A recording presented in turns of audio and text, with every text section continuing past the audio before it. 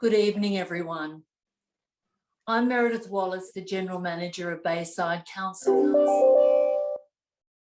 Welcome to our virtual town hall, our third Bayside online forum. Tonight's online community forum provides an opportunity to discuss the resources and financial packages available to small businesses during these unusual times. Small business, especially small local businesses, rely heavily on the local community to thrive and survive. So these unusual times of lockdowns and shutdowns have made it especially difficult for the small business owner. Particularly, I think, when it comes to finding out or working out just what help is out there for them. So tonight, this forum is a great opportunity for them to ask questions directly to those who know and who can help and advise. We're really fortunate tonight to be joined by the Minister for Finance and Small Business, the Honourable Damien Tudehope, as well as the Shadow Minister for Small Business and the Member for Rockdale, Mr. Steve Kamper. Also joining us, we have the Mayor of Bayside, Councillor Joe Awada, and our Deputy Mayor, Councillor James Macdonald. Mr. John Quek, the Council Relationship Manager from Service New South Wales Business, and Louise Braun, the Executive Officer for the Bayside BEC. Welcome everyone, and thank you for your time this evening. I'd now like to introduce the Deputy Mayor, Councillor James Macdonald, to open the forum this evening. Thanks, James. Thank you, Meredith. To officially open this evening's forum, I would like to begin by acknowledging the traditional owners of Australia and recognise their continuing connection to land, water and culture. I'm currently on the land of the Gadigal and Bidjigal people of the Eora Nation and pay my respects to the elders past, present and emerging. And again, welcome everyone. This evening we will hear from our guest speakers, followed by a question and answer session. Many of you have already submitted questions online, but there's also an opportunity for you to ask a question via the chat button during the session, which goes directly to the host. We will answer as many questions as possible in the allotted time and attempt to address the most common themes. However, please include your email address as you raise your question so we can come back to you if we run out of time and if your questions require a more detailed response. Thank you all for joining us this evening. It gives me great pleasure to now introduce the Minister of Finance and Small Business, the Honourable Damien Tudehope.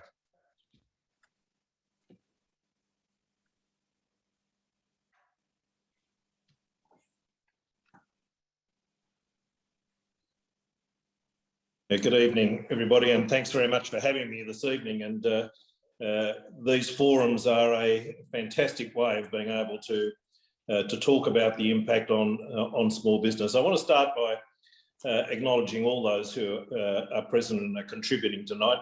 Mr. Mayor, Mr. Deputy Mayor, it is your involvement that makes sure that businesses get an opportunity of hearing from Steve and I. I just want to say something about my enemy, Steve Kamper. He and I are really great mates. One of the things about politics is that you can have differences of views, but you should never have a circumstances where you become enemies in a sense. And Steve and I have a wonderful working relationship throughout this pandemic.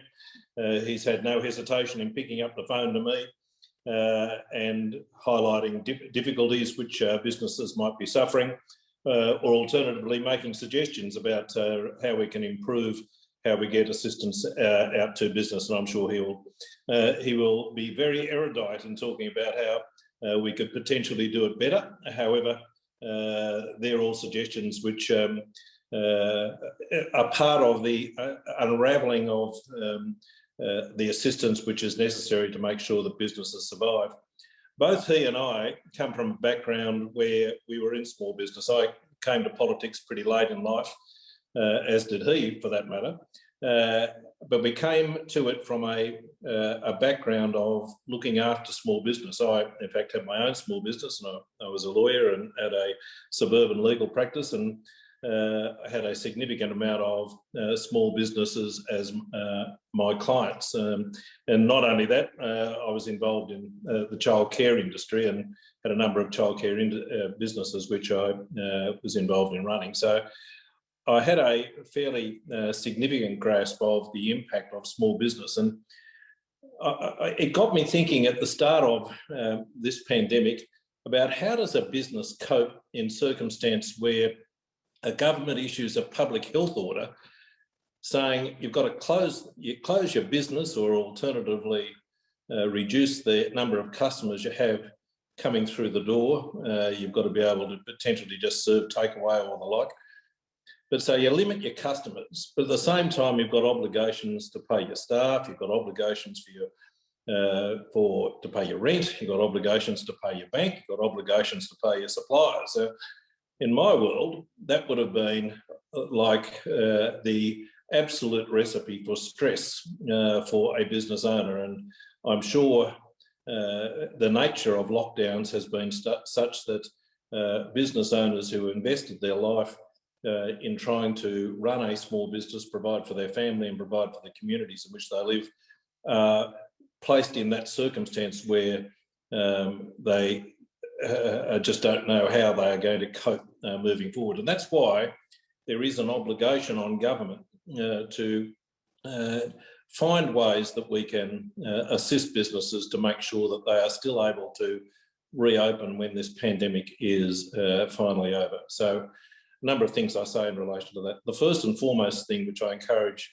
people to do, and if you listen to the 11 o'clock press conferences every day, or when the Premier is speaking, there is a constant message about the obligation for as many people as possible to get vaccinated. And that 70%, 80%, 80% plus mark is such an important goal for small businesses to be able to reach, because they are the key milestones where certain freedoms will be available to business. So first and foremost, I want to get that message across. To the extent that you are a small business, the message that you should be sending out there is the importance of getting vaccinated. For our part, the government, though, needs to make sure that we provide assistance to businesses by way of financial assistance and rental assistance for the purpose of getting through this. And there have been a number of packages along the way, and initially people will recall there were the business support grants, and they were the $7,500, $10,500 and $15,000 grants. Then that evolved into the JobSaver grant, which are aligned grants which are aligned to the payroll of eligible businesses, and 40% of the payroll of the business was paid to businesses to assist them with the expenses of running the business. And then thirdly, there was another form of grants for the purposes of helping microeconomic businesses, which were for the businesses who had a turnover of less than $75,000 per year. And I must say that there is no other jurisdiction in Australia which has made available microeconomic grants. So they are the three tiers of grants which are available. In addition to that, there were opportunities for land tax relief, there were opportunities for payroll deferrals and waivers, and a range of other targeted goals, potentially for accommodation providers and the like, which were made available for the government. What I'd say in relation to those grant programs is that there is a tendency of businesses to self-assess their eligibility. John will talk later from Service New South Wales, and I'm so grateful to him. He and I are a bit of a tag team on these webinars, and he fills in a lot of the information relating to how Service New South Wales actually get the money out the door. But one of the important things is often businesses self-assess in relation to whether they're eligible. I'd be encouraging businesses to say, please do not self-assess. If you have been impacted and you might be entitled to a grant, get an application in or get advice from Service New South Wales or from an accountant or from a financial advisor or from a business concierge service, which we provide for the purpose of providing people with advice, because where it is so important that businesses survive, and there may be an opportunity for businesses to be able to avail themselves of a grant. And for that reason, it's so important to get advice.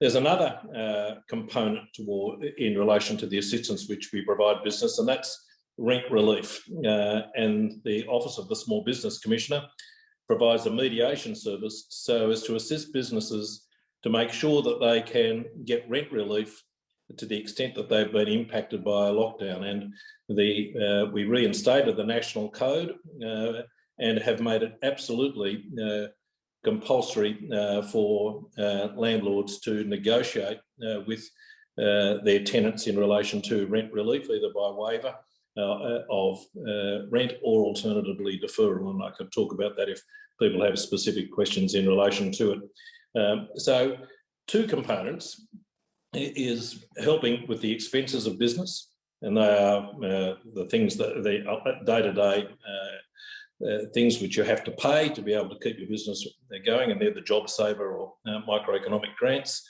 or alternatively rent relief, which is available through the Office of the Small Business Commissioner. What about your employees? Your employees who you have stood down or have less work to do are able to go to Service Australia for a Commonwealth grant, which is a Commonwealth COVID disaster grant, which allows them, depending upon the number of hours per week that they've lost, to be able to make a claim of either $750 per week or $450, depending upon the amount of hours which they have lost. So individuals, they go to Service Australia. Businesses, of course, go to Service New South Wales for assistance. There are lots more that I can say, but where we are heading at the moment and where businesses are potentially worrying about the future is what happens about the opening up of my business come mid-October or that date when we hit the magical 70% time. I anticipate there will be questions in relation to that. Some will have seen the Minister for Customer Services out today talking about the new QR code arrangements. There is work to be done to give business assurance, both in relation to their staff, both in relation to people who are unvaccinated and the customers that will be coming to their businesses and how they deal with that. We are currently working through that.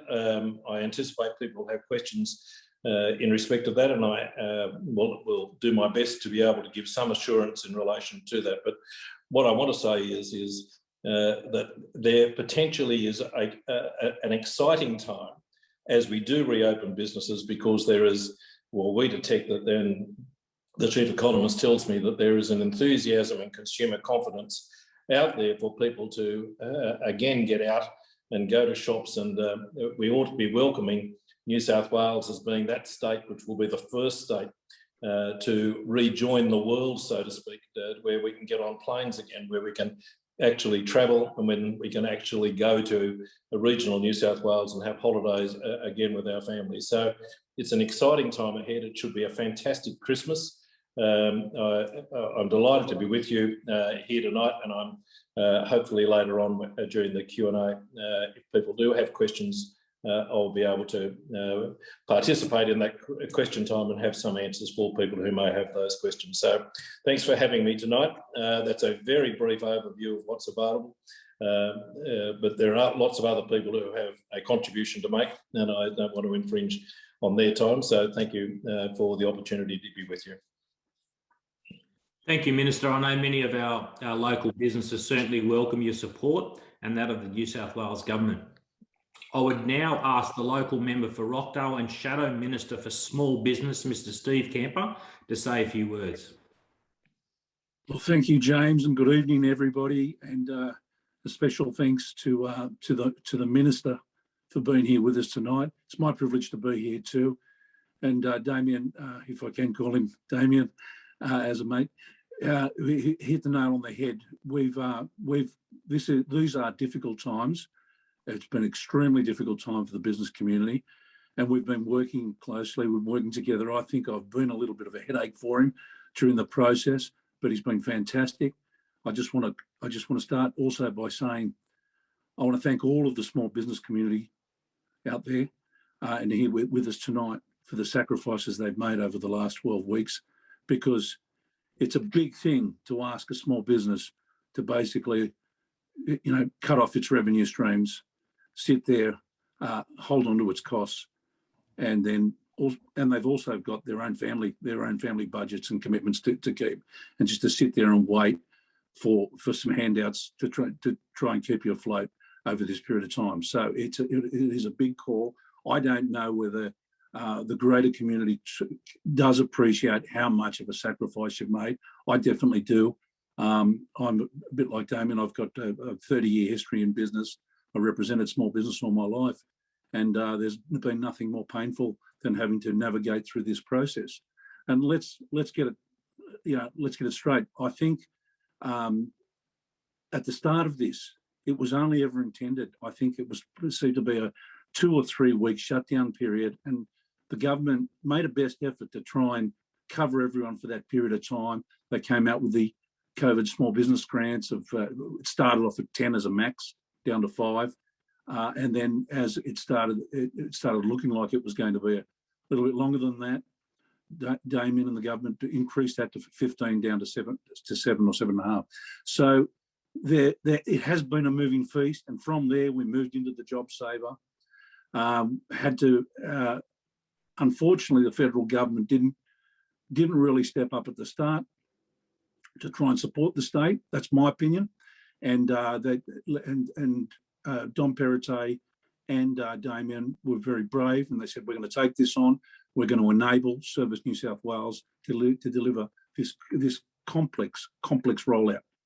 Service New South Wales, and I don't think I'm out of school here, John, was never really designed or set up to manage this type of process, and it's been extremely hard. And on many occasions, people like myself have probably criticised along the way, but I know how tough it's been. It's not as if you're like the tax officers all geared up and have the capacity to manage this thing.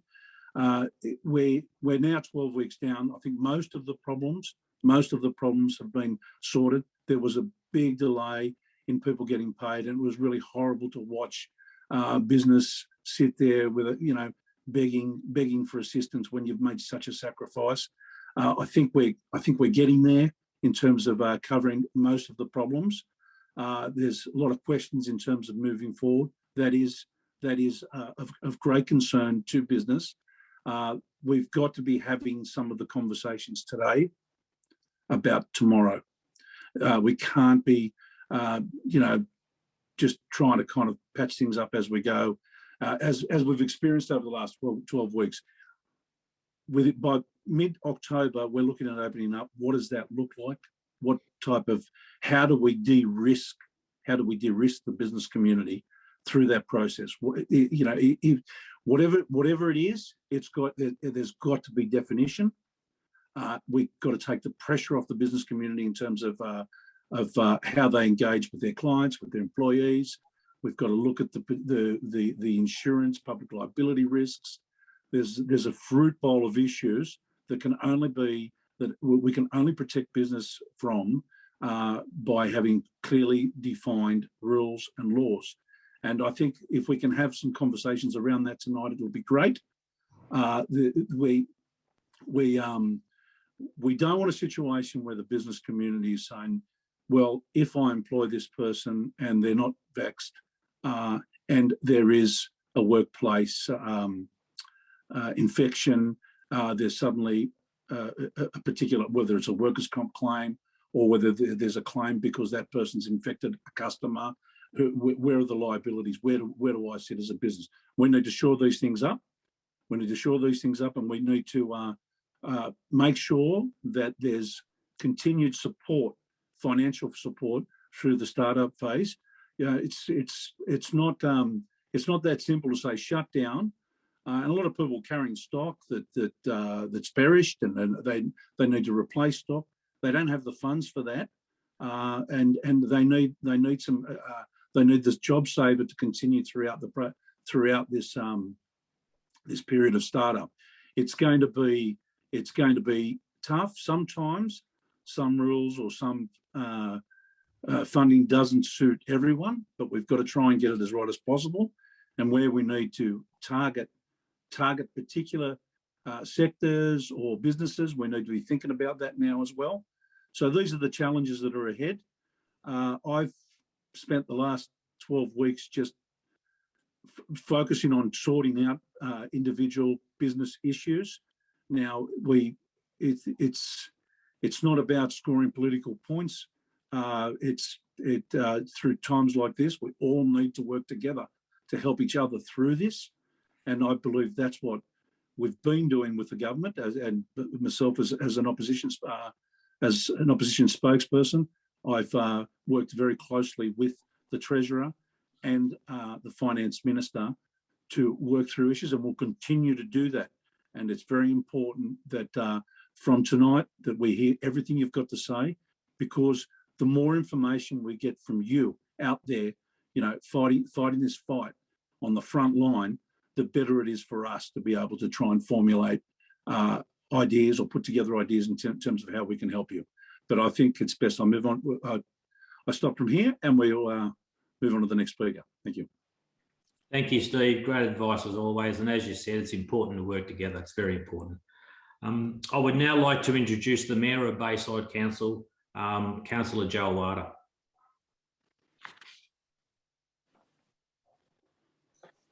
Thank you, Councillor Macdonald. Before I begin, I'd like to acknowledge the traditional custodian of the land. I pay my respect to elders past, present and emerging from the Gadigal and Bidjigal clans of the Eora Nation. Good evening, everyone, and thank you for joining us this evening.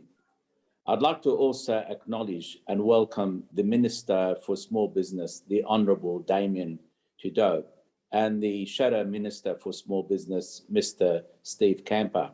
Welcome. It is such an honour to have you both joining us this evening.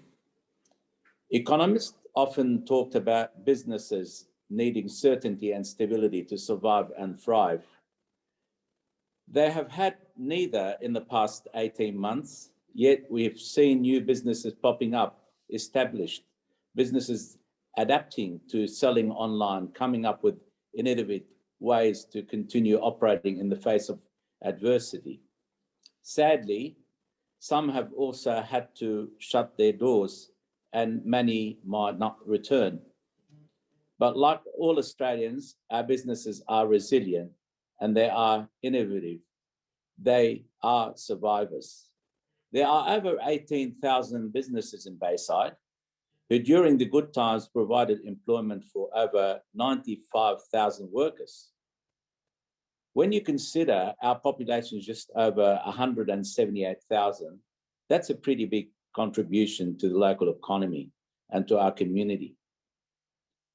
And as we have just heard, all levels of government are providing financial support in order to keep our economy going. Financial support is important, but what can we do as local council, a local community can do? The answer is simple. We need to give support. How do we give that support? Well, it can be as small as buying coffee every day from your local cafe, or making a purchase online that you've been putting off or saving up for. Or you might order a meal from a restaurant that is now offering takeaway dinner packages.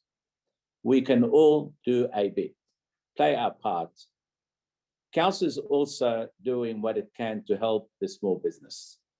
Just recently removing interest from overdue rates and not charging interest on rate payments. Full rental waiver for commercial tenants who are unable to operate their businesses because of the current COVID restrictions. Bay Council has also waived fees for outdoor dining and footpath trading. Work zone permits also been waived, and development application fees for residential application up to $100,000. Council COVID financial relief package for both community and businesses is estimated to be around 3.6 million. Full details are available on our website at www.bayside.nsw.gov.au. We're also looking ahead to the Christmas New Year period. In the coming weeks, staff will be talking with the Bayside Bec and the local Chamber of Commerce to discuss our Buy in Bayside guide. We are compiling a free directory of local businesses that will help residents know where they can support and buy local, especially in the lead up to the holiday season. I guess because we say when you support a small business, you are supporting your local community. And thank you. Thank you, Mr. Mayor, for that report. As your deputy and the councillor on Bayside Council, I'm really proud of what we've done to support our entire community through these unusual times. Many businesses, council included, have had to adapt to make changes in order to continue to operate on a daily basis. Tonight, I would like to share an example of how one local business quickly turned a negative into a positive and has thrived despite the lockdowns and restrictions. Here is Archie Rowe's COVID survival story. Hi everyone, my name's Will Edwards and I'm the founder of Archie Rowe's Distilling Company, and thanks for having me. Be better if we could do it in person, but we are where we are, so I'll do my best to look at the camera. And look, today I wanted to give you a little bit of a background on who we are and what we do, but also chat through how we responded and were influenced by both the lockdown in 2020, as well as the lockdown we're currently in 2021. So for those of you who aren't aware, Archie Rowe's, we're a small distillery making gin, vodka, whiskey, rum, a number of products actually. We're probably most well known for our gins and our whiskies. We've got a range of 3 gins at the moment, and we do a bunch of limited releases now and then. And on the whiskey front, we produce a single malt whiskey and a rye malt whiskey, albeit they're a little bit hard to find because good problem to have, but they just constantly sell out. We just don't have the stock at the moment, but I'll come back to that. So we started in Rosebery. We've got a little site in Rosebery, which is obviously City of Sydney, a warehouse up there, about 500 square meters. 2/3 of it is the original distillery, and then 1/3 of it is the cocktail bar, which outside of lockdown would operate 7 days a week, roughly midday to midnight. And we've got a little cellar door there doing takeaway as well. We moved from the Rosebery site down to our new site in Banks Meadows, obviously Bayside, in early 2020. Right at the start of 2020 is when we started production down there. And I won't go into the details just due to time as to why we made the move overall, but one of the fundamental things was just we were running out of capacity. The site at Rosebery was too small. We couldn't keep up with the demand for our core products, while also having the capacity to focus on innovation and R&D, which is really important to what we do. So we spent about 3 years designing and building a brand new distillery in Banks Meadow, which at this point is the largest distillery in Australia. And I'd be pretty confident in saying one of the most technologically advanced distilleries in the country as well. And it's been fantastic. So that's enabled us to increase our capacity, hire a bunch of new staff. Currently, we're about 70, 75 staff. Before the move, we were about 50, and we're continuing to grow. And yeah, so I'll jump into some of the lockdown effects. So 2020, obviously, probably the scarier one because it was new for all of us. But lockdown hit pretty hard and fast. We were forced to close the cocktail bar. We had about 15 full-time bar staff at the time, who all of a sudden had no job. We then made the decision to move them down to the warehouse in Banks Meadow in an attempt to keep everyone in a job. We didn't really know how, but that's what we did. And then at the same time, we started to see all the shortages of a lot of products, but specific to what we could manufacture, hand sanitizer. And over the course of about a week, we decided to make the switch to commit all of our production at that time to hand sanitizer. which was a tough one. And particularly for me, it was the week before my wife gave birth to our first child, a little girl called Maddie. So it was an intense week for me personally, but we managed to make the switch. We were about the first distillery in the country to do so, and we ended up producing over 100,000 bottles of hand sanitizer for consumers, bars, retail. We sent some to the state government, some of the sort of frontline service workers, Woolies, and it was a great move for us. That, I mean, to be honest, there's no money in it, but at least it keeps everyone working and covers some of your costs. But it was also really good to just support everyone at that time. Business-wise, it's challenging because what happens for us is, you lose all your duty-free sales to airports because they're all closed.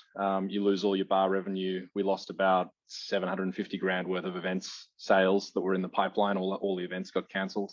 All your sales to bars and restaurants disappear.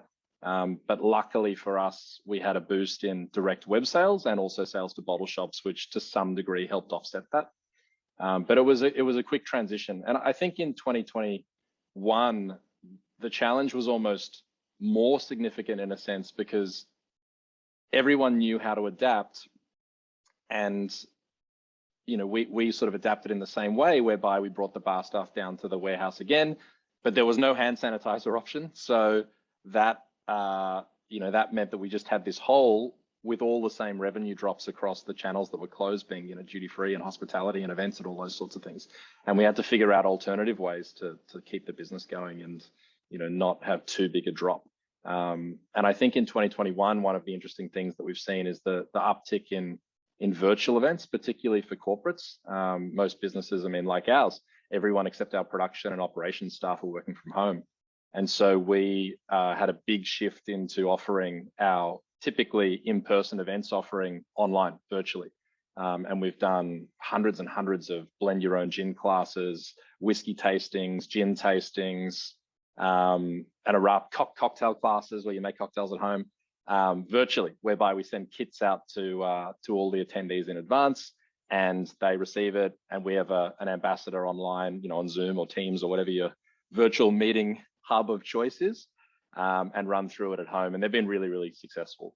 And so, look, in summary, there's a lot more that I could go into, but conscious of time, both lockdowns have been really, really difficult.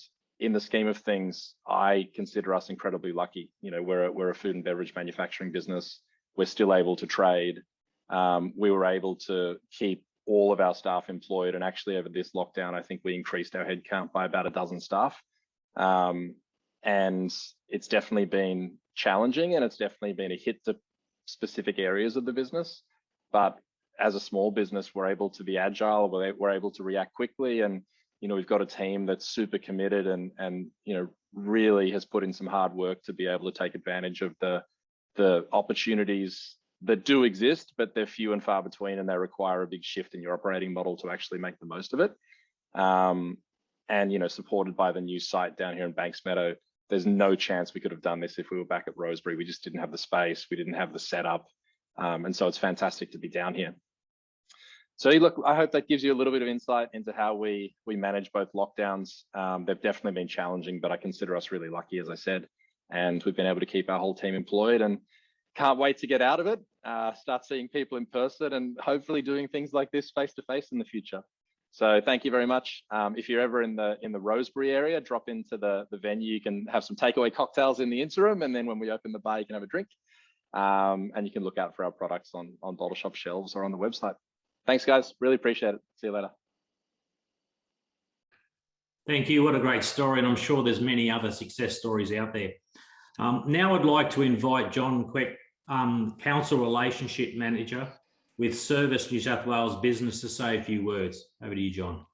Thank you very much, Deputy Mayor. And I'll begin by saying thank you to the Mayor, Deputy Mayor, the Ministers, and obviously Bayside Council for the opportunity to come along tonight.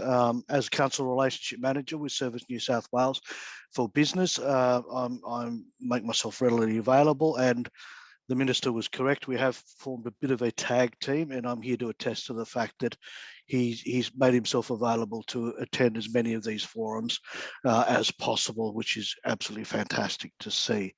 So I'll just going to share my screen and just a presentation that I'll run through, just talking a little about how Service New South Wales for Business does support business. I hope everyone can see the screen there in 1 second. There we go. Okay, so COVID-19 support packages for business, and I'll just talk a little bit about what Service New South Wales for Business actually does. And Service New South Wales for Business makes it easier for businesses by connecting them to what they need to start, run, adapt, recover, and prosper. And Service New South Wales for Business provides a one front door for businesses to access New South Wales government services, information, and financial support. We provide a suite of digital tools to access transactions across government, including licenses, and for those many businesses that have signed up with a business profile and are using that, they can access their licenses and applications and so forth. We provide 24-hour telephone support. We also provide tailored case management to support businesses through our business concierge service, both in times of crisis, but in the world that will hopefully sooner rather than later emerge into, where we'll help businesses who do want to start up and need that advice and support. We provide information on services across local, state and federal government. And we have staff right across the state, across the 6 regions. We have a team of business concierges and CRMs like myself. That number has grown exponentially as a result of COVID, as we've brought on more people from across agencies and hired people who may have experience in business but have unfortunately been made redundant, who've come on board again with that business experience and knowledge to support. So just in the Metro South region that I look after, I now have something like 22, 23 business concierges, mobile and office based, to provide, to answer phones and to provide that online support. Over the past 3 years, Service New South Wales for Business has rapidly expanded our customer base, starting with a small base of about 50 customers to now having more than 240 business concierge customers. That's small business customers who've actually engaged with a business concierge. We provide support and information, like I said, through the business concierge team. They're people who have experience in business, who are there to answer the phones, but also pound the pavement and provide that personalised face-to-face support to small business. Businesses can reach us and book a callback through our website to get a callback from a business concierge, and who can then provide that support. And in particular, as the Minister said and the Shadow Minister said, there have been some initial teething problems and issues with long wait times, but I can assure you that those wait times have been addressed by literally bringing on several hundred additional staff from across agencies and from service centres and other parts of the Department of Customer Service to answer those phones. And I can attest to the fact that even today, through a good portion of the day, there was a 0 wait time on the phone. The online business profile that's available to give business customers gives them visibility of applications like Dine and Discover, the $1,500 rebate, and they can also have visibility of grant applications. Now, as the Minister said, and he has stressed this at every forum, when it comes to the support grants, there are so many businesses out there who have applied for the grants, but yet there are some who, for whatever reason, have considered themselves or self-assessed themselves and consider themselves ineligible for any of the grants. And I can't stress it strongly enough that you should go online, check out the website, look at the grants, and complete that 2-minute questionnaire that will lift out, highlight the benefits that are available, but also highlight which grants that you may be eligible for. To touch again on the grants that we provide, the business grant, which was to cover the first 3 weeks of lockdown, which started at 26th of June and was rolled out by the New South Wales State Government to cover that 3 weeks to 17th of July, with anticipation that that would be the extent of the lockdown. But obviously with the extension, we've had to implement other grants to continue to support businesses. The micro business grant is targeted at businesses that have a turnover of 30 to 75,000. And it also covers sole traders, non-employed businesses who may not have employees but fit into that turnover category. Likewise, the Job Saver program, which provides that ongoing fortnightly payment equal to 40% of your weekly payroll. Also available for non-employing businesses and not-for-profits, where they can receive $1,000 a week.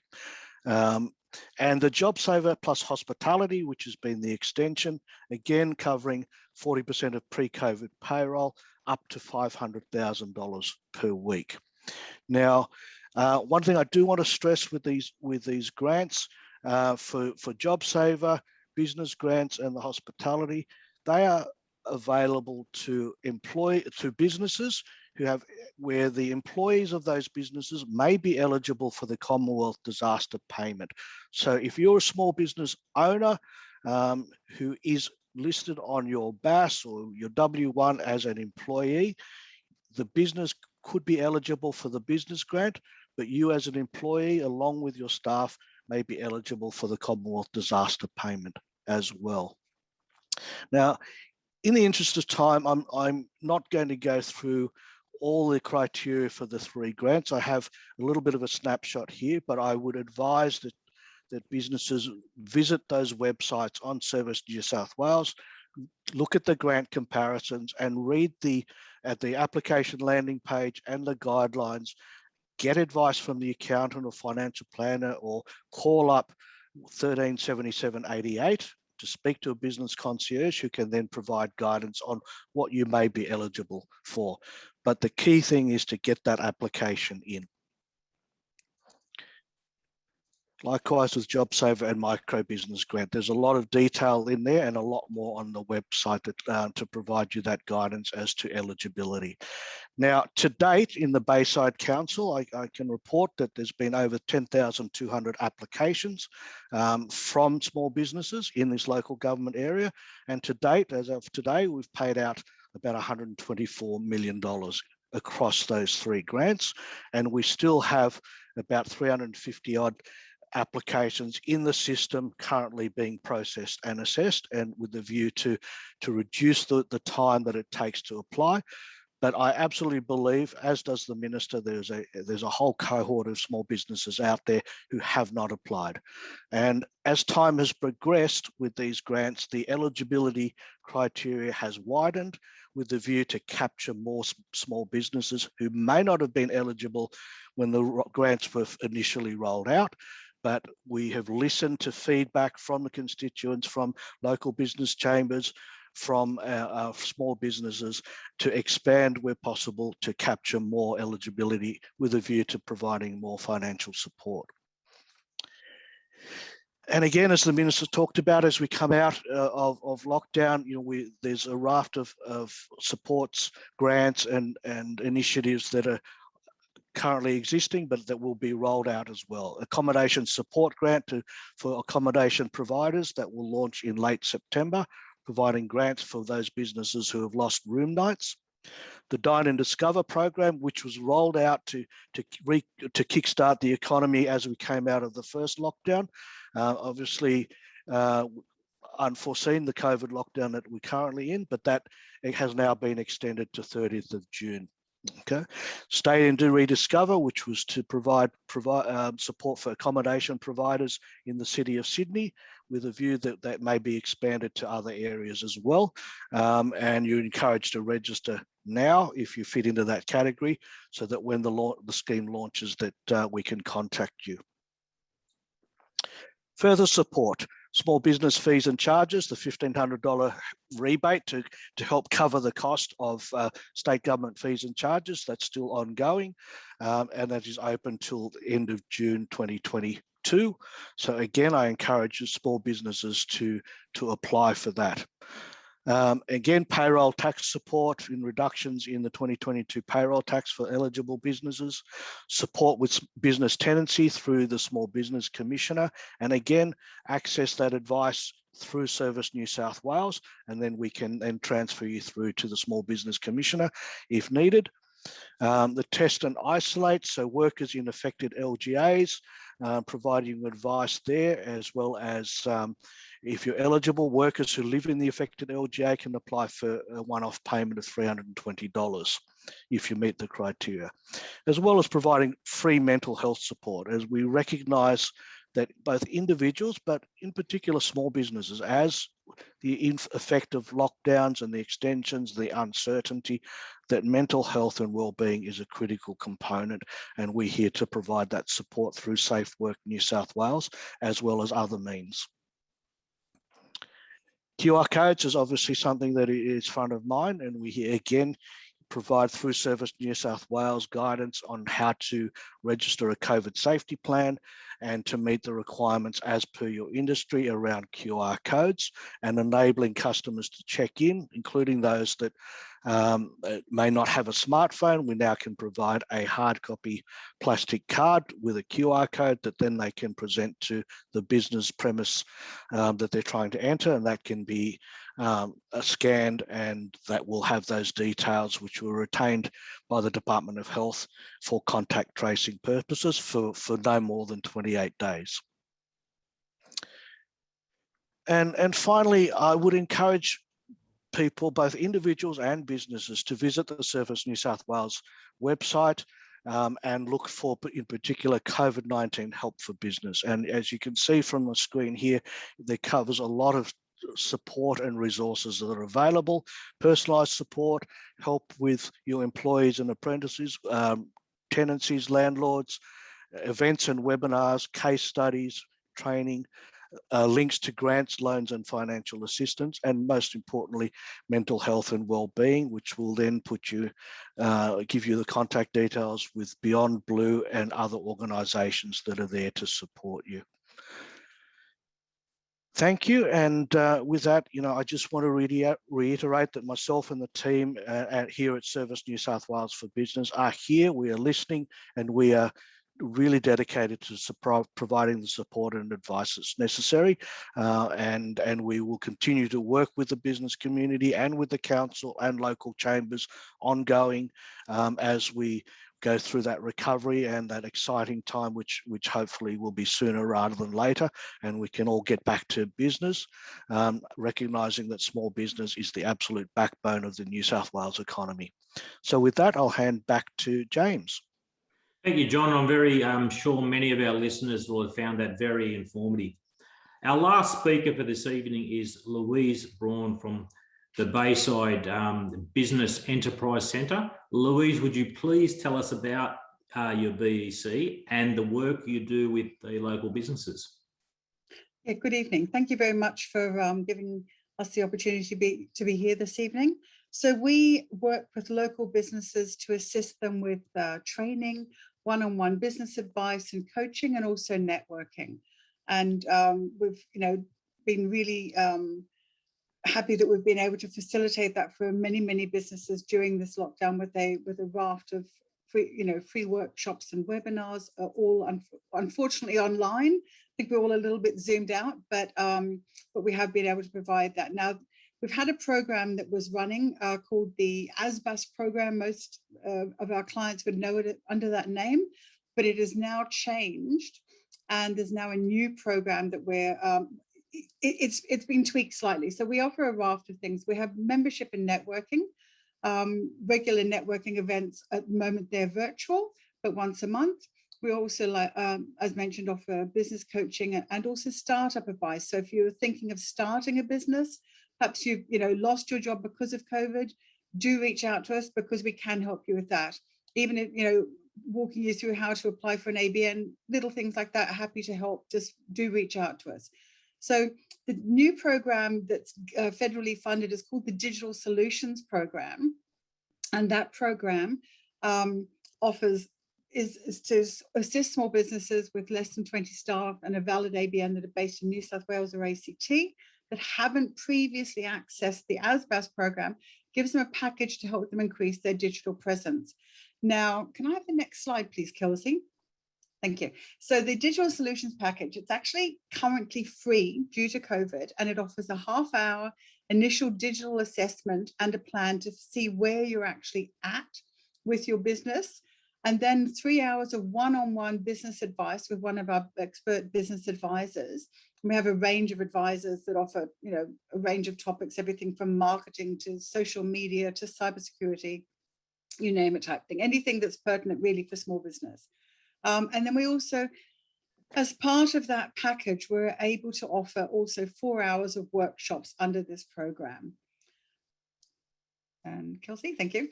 So as mentioned, it is currently free. Normally, the package will go back to being $44, which is obviously heavily subsidized, but it can only be offered once under this program, unfortunately. The wide range of topics that are covered under the program, which are designed to assist small businesses. So the topics covered are not visible to me. Okay, so we've got websites and selling. Actually, Kelsey, can you see if you can fix that, because it's not visible to the audience? But just to tell you, the audience, what we offer. So websites and selling online. Digital marketing, so that includes everything from Instagram, Facebook, any type of social media. There's a range of topics, cybersecurity, all of that type of thing will be covered by that. Unfortunately, the topic slide is the only one not showing. I'm sorry about that, guys. Not showing. Kelsey, go back to that. So next slide, Kelsey. Sorry about this, guys. So like I said, if they're based in New South Wales or ACT and they have an ABN, then we can assist them for free under this program at the moment. And it will eventually cost $44 for the 7 hours, but at the moment you don't have to pay that. And if you're interested and would like to find out more about that or sign up for the program, reach out to us on our website. Kelsey, next slide, thank you. And just go to www.baysidebec.com.au or email us at inquiries@baysidebec.com.au. So do please avail yourself of this program, because it's designed to help small businesses, and we really would like to be able to help you. So don't be shy, do reach out, and yeah, stay safe, and hope that some of the support that's been advised about this evening, there's something there that you feel that you can utilize to help you in these difficult times. Thank you very much. Thank you, Louise, and I hope you get a lot more new members. And if I can just say, I started my business in 2000 and I turned to the BEC for assistance, and they were very helpful. So thank you. Thank you. A lot of information, great information has been shared, and I'm sure will be very helpful to local businesses. Now we come to the questions and answer segment. Thank you all for sending in your questions. We have collated the questions, and I will try to get through them as many as possible. I will start with the selection of questions that best represent the main points of concern. So what I'm going to do, just let the person know who's going to answer it and ask the question. The first question is for the Minister. Graham from Ramsgate has asked, will unvaccinated people be able to dine in when cafes and restaurants reopen? Thanks. The question is pretty clear. The Premier has made it abundantly the case that when we reach 70%, the freedoms which will be made available to people will only be for those who are double vaccinated. Now, as I indicated earlier, the Minister for Customer Service has indicated there will be a range of options for people to be able to demonstrate that they are double vaccinated. But in that period from mid-October, when we do hit that 70% range, the only people who will be able to avail themselves of those freedoms are the people who have had that double vaccinated certificate that they and can demonstrate that they are double vaccinated. Great, thank you, Minister. The next question is also for you. I own a small cafe Who will be responsible to verify my customers' vaccination status before I serve them? And again, that's a really good question, which we're working through at the moment. And I'm not probably giving much away here, but I'll just put it in this perspective. Every business will be required to have a COVID-safe plan. A COVID-safe plan for a hotel that can accommodate 300 people and a cafe that has 10 tables will be different, and the obligations on those businesses will clearly be different. So the first thing that I would be saying to businesses when they reopen is, and they should be doing this now, is working out a COVID-safe plan for the manner in which they open their business. One of the things that they have to take into account is the fact that the business is only open for vaccinated people. Now, everyone may well recall that at the time we opened up after the last wave of the pandemic, we had things like COVID marshals, we had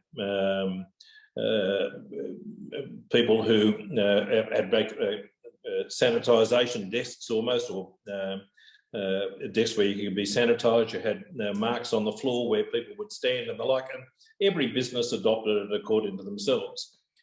People ask me this though, well, why are you asking me to establish whether someone is vaccinated?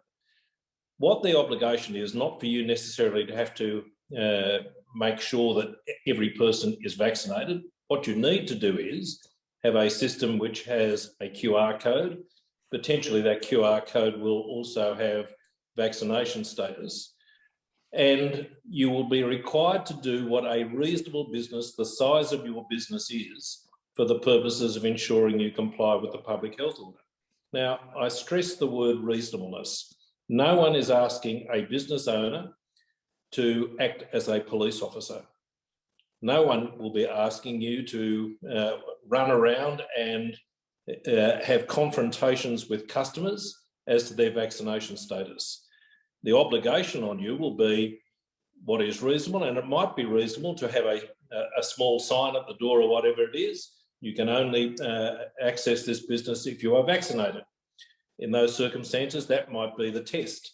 In my experience as a lawyer, reasonableness and what is reasonably required of someone was generally the ultimate test of whether someone had any liability or the like. And as I started by saying, an owner of a hotel with 300 had capacity for 300 patrons is different from a small takeaway cafe with 5 to 10 tables. So it will vary from time to time, but what I encourage people to do is make sure that they have a COVID-safe plan and create a circumstance where they make known to their customers that the opportunity to enter those premises is only open to vaccinated people, and do not ask your staff to act as police officers. That is not incumbent upon them. I cannot envisage how stressful it would be to have a 17-year-old shop assistant confront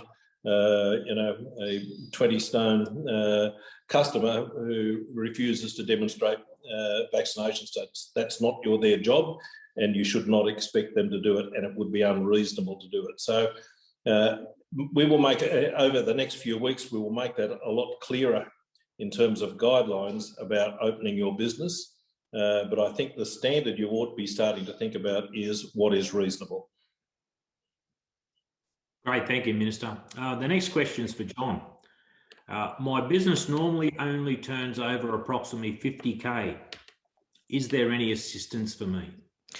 Yes, absolutely. So the micro business grant is specifically targeted for businesses with an annual turnover of between 30,000 and 75,000. Now, it's a fortnightly tax-free grant. It applies from the 26th of June or from whichever fortnight that business nominates that they have first experienced that decline in turnover after the 26th of June. So once those eligible businesses have applied, you'll need to nominate that 2-week period, and then approved, the payments will actually begin from the start of that nominated fortnight, and those payments will be made in arrears or backdated. So absolutely, yep. Great, thank you, John. The next question I have is for the Mayor. It's from Brad from Mascot, who wants to know what incentives Council has for construction projects.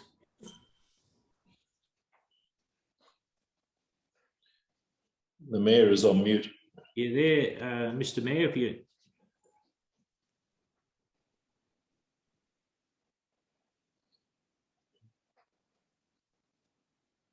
Can you hear me now? We got you. Can you hear me? Yep, sure do. Sorry, I've had it on mute there. Yeah, look, thank you, James. A good question from Brad. I guess the construction industry is one of Bayside's largest employers. So it's important for our community to keep this sector going. Now, Council, if you recall, Council have waived work zone permit fees until the 31st of December 2021. And we have also waived residential development application fee where the value of the project is less than 100,000. This will speed up the process and hopefully pass on saving to the construction projects. Thank you, Mr. Mayor. The next question I have is for the Minister again. I rent a shop and I'm worried my landlord may evict me. What are my rights? Well, thanks for that question. First and foremost, I'd say that in the current, under the National Code, your landlord can't evict you.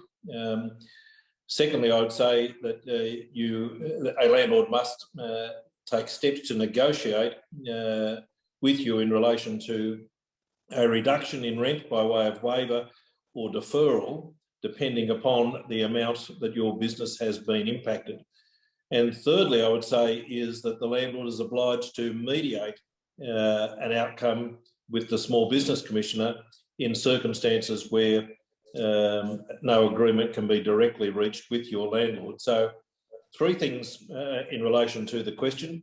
There's a short answer, no, but secondly, there are benefits of seeking to negotiate an outcome with the Small Business Commissioner. And I'd say this about the Small Business Commissioner, he has a significant staff conducting mediations, and 90% of those mediations reach an outcome. There will be some which don't reach an outcome, and they get certificates which allow them to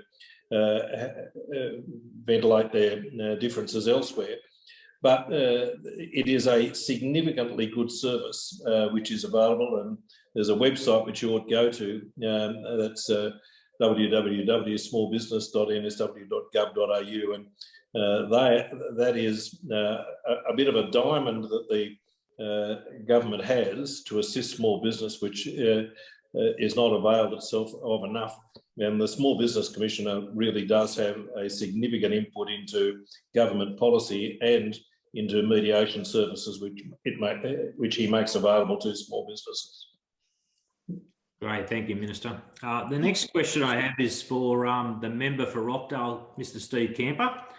I have a local restaurant. Do I have to ensure all my employees are vaccinated, and do I have to record that information?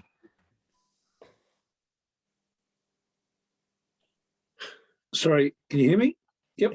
Yeah, we can hear you, Steve. Well, these are the settings that I spoke about earlier. I think we need direction. We need direction from government as to what the settings are going to be after the 15th of October. What I did say earlier was that what we need is surety. We need a situation where employers actually have defined rules where that can assist them from protect them from risk. At this stage, it looks like they're going to have to insist on their employees to be vaxxed. They've had both jabs, and same with their customers. So, I think the minister's best to advise us as to whether that is going to be the case, but it looks to be the case for at least for a period of time. that period of time could be, you know, months. That's yet to be defined, but it looks like it is heading that way. Thank you, Steve. If I can just add, Graham, in relation to that, Steve's 100% right, is that businesses do need some certainty in relation to that. There will be different rules which apply for over 70%, and in relation to the vaccination rates and the like, and then different rules will come into play after 80%. I notice in the chat forum, or in the chat bar, there are people who take the view that the requirement for double vaccination amounts to some form of discrimination / cruelty. While I can understand that sentiment, I do say this, that the opening up of the economy is predicated upon making sure that the health system can cope with any further outbreak of this pandemic. The last thing that small business needs is to be locked down again. So the gradual reopening to the vaccinated who place a very limited threat to the health system is designed to make sure that we do not lock small businesses down again. And that's got to be the priority from everyone, I would have thought, on this call's on this webinar, is to make sure that when we do this again, when we open again, you're not going to lock us down again. And that's the message we get loud and clear. So to the extent that I understand that people are concerned about the requirement to be double vaccinated, there is a basis for doing that. And that's to make sure that we gradually get through this process in circumstances where the health system can cope, and we do not ask businesses to shut down again. If I could just further add there, Minister, I mean that's another big issue, is what happens if a business has got people that are infected, and what are the shutdown requirements for a period, for what period of time, what are the procedures, all of these things have to be addressed, because you know, one thing that business needs is surety, and we need business confidence for this economy to power back up. So if a business is a lot of business people that I've spoken to have said, look, you know, we need to know what happens if we do get an infection run, you know, one of the employees or a customer infects employees or whatever through that business. We can't run two different sets of staff. How do we, what's the process? How do we work through that? And these are the things that we're going to be relying on the government to provide us detail on in the very, very near future. It's extremely important that the business community knows what the terms of engagement are and what are the consequences of an infection as well in that reopening perion. Thanks. And don't worry, Steve, I will talk to you and we will share views. Thank you, guys. Okay, the next question I got is for Louise, and I know, Louise, you've probably answered this before in your presentation, but who can access the BEC Digital Solution Program, and how much does it cost? Yeah, so basically any business based in New South Wales or in ACT that hasn't previously accessed the so-called ASBAS program is eligible to access it for free at the moment. So yeah, and there will be a cost further down the road, but even if that cost does start to come back into play, it's only going to be $44, which is not bad for 7 hours. Yeah. Thank you, Louise. The next question I have is for the Minister again.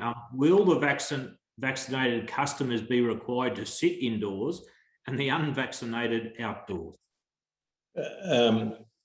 Well, there's no provision at the moment for that may be a consideration after 80%, but for the 70% mark, it'll be only double vaccinated customers that will be allowed into the premises. However, it does play into this scenario, and I'm sure the Mayor has already indicated in relation to this, the assistance which local government has provided for development applications to be able to encourage more outdoor dining and the like as part of the recovery process.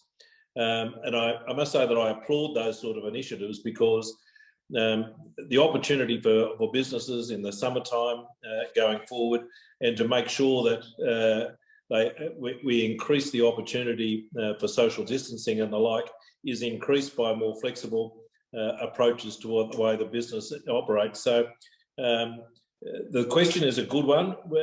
I encourage more outdoor dining or al fresco dining.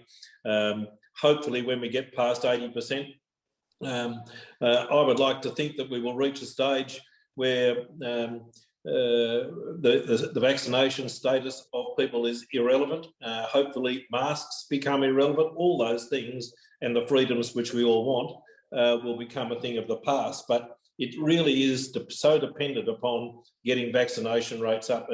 There are those who call that coercion and the like. I don't like. I like to think that it is part of our social responsibility that we assist each other by getting vaccination rates up as high as possible, so that we support the reopening of business. Thank you, Minister. The next question I have is for the General Manager, Meredith Wallace. Kath from Sans Souci asks, Council has been waiving my footpath trading fees. How long will this continue? Thank you, Kath, for that question. So at this time, Council has agreed to continue to waive the footway trading fees until the end of this year. So that's the 31st of December, 2021.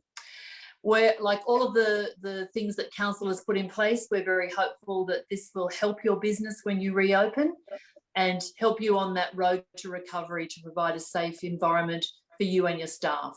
Thank you, Kath. Thank you, Meredith. Now, I noticed there's many questions coming through, and I know we're going to have trouble getting through all of them, but please rest assured that these questions will be on the website in the next few days answered. All right, the next question I have is for John.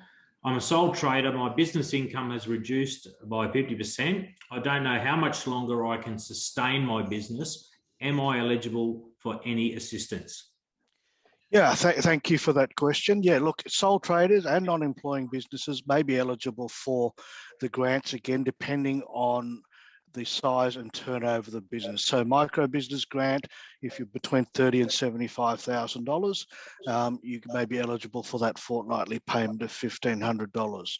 The caveat being that if you have deemed yourself as an individual who has applied for the Commonwealth disaster payment, then that would mean you would be ineligible for the micro business grant. Making note though that the payment amounts are exactly the same, $750 per week for the Commonwealth grant payment. If you've lost more than 20 hours a week, micro business grant is $1,500 per fortnight.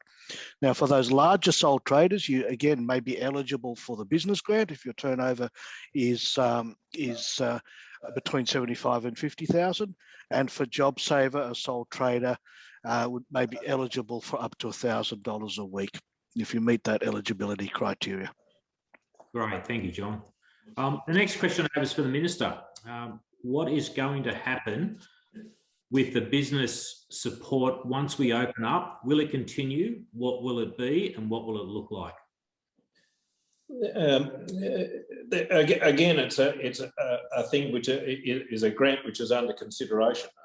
The Treasurer has made it very clear that we are not going to just walk away from our responsibilities in terms of making sure the businesses survive. So the short answer will be that it will survive. The grants will be continue to be available. They may be more targeted towards specific businesses which will struggle to get up and going, but those businesses which remain impacted businesses who can demonstrate their continuing decline, then in those circumstances, assistance will continue to be available.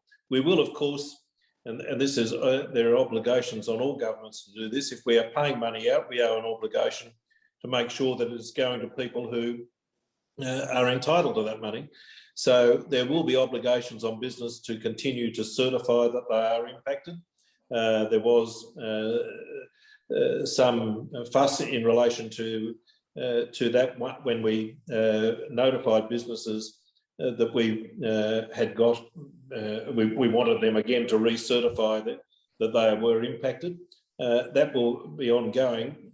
It is worth noting that the government has spent in support of small businesses $3.3 billion since the beginning of the pandemic, and I think there are nearly 400,000 businesses which are now receiving assistance from the government. So the obligation is there to continue that assistance. So as long as possible that we can ascertain that the economy is recovering, I anticipate that those grants will continue to be available.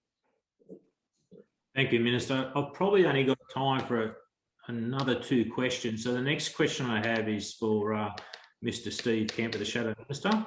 How do you think the businesses of our community are coping under this pressure? Given the multicultural nature of our community, is there any further assistance you would suggest?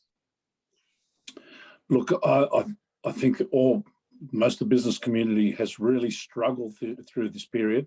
There have been some that have been able to keep afloat to some degree, especially some of the food establishments, not food establishments, where they've been able to run takeaway. But again, that has been nowhere near the turnover that they had before this lockdown. It's been extremely tough. I think we need to start looking at targeting the higher impacted business. And I think the minister alluded to that earlier. That's extremely important. Unfortunately, when you roll out these types of packages, you try and cover as many as you can, but there's always people that miss the net. But I personally think that we need to continue with the job saver. I don't know whether we need to be too harsh in terms of continuing to pay people, even some that have gone over 70% of their previous turnover. They're still trying to recover. I think the government needs to pay specific attention to that. There's a lot of them have lost 100% of turnover because they've just gone back over to 71. You can't just say they've recovered and we're not there for them. One of the biggest criticisms at the start was that JobKeeper continued to pay a lot of businesses during the recovery period. Now, admittedly, there were some big end-of-towners that got paid what they shouldn't have gotten paid.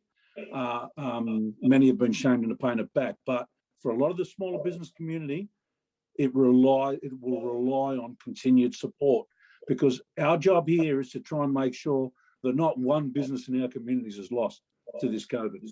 I think it's really important that we focus on that, and I'm sure the minister's quite aware of that too. So they haven't set the rules yet. They haven't properly established what the support will look like. But I think we need to consider there's a lot of small business that may jump up for a period of time. But you've got to remember, they've suffered for a long time, and many of them with zero income. Thank you, Steve. I've got time for one more question, and that'll be for the Minister. Am I required to give my employees time off to get tested and vaccinated, or isolate if required? Well, difficult question, depending upon the particular status of the employee. If in fact someone needs to be tested, there is a support grant which is available while they can take that time off. However, if they are sick, they're entitled to sick leave as part of going and getting tested. However, if it arises by virtue of the fact that there is some person in their business or has come into their premises who may be COVID positive, I would anticipate that person would be entitled to a COVID, and John may recall that. John, what's the name of that grant where people take time off work for the purpose of getting... You've put me on the spot there, and I just can't think of it off the top of my head. Yeah, well, that's okay. But there is a support payment, a COVID support payment available in relation to people who need to take time off work because they have had to go and get tested or have been exposed to someone who may be positive in their business during the period when we reopen. Great, thank you, Minister. Well, that wraps up our question and answer session. Thank you again to our panel, Minister Tudehope, Shadow Minister Steve Kamper, Mayor Joe Awada, John Quek from Service New South Wales Business, and Louise Braun from Bayside BEC. Thank you for the time this evening. If you've asked a question in our chat room and we haven't answered it, we will be responding to everything as quickly as possible. A full list of tonight's Q&A session will be on Council's website in the next few days. This session has been recorded and will be available on Council's website and Facebook page, so be sure to share it with members of the community who couldn't join us tonight. Thank you again to everyone for joining us online tonight. We hope it's been helpful and we urge you to stay safe and support local business. Thank you and good night. Good night. Good night. Thank you.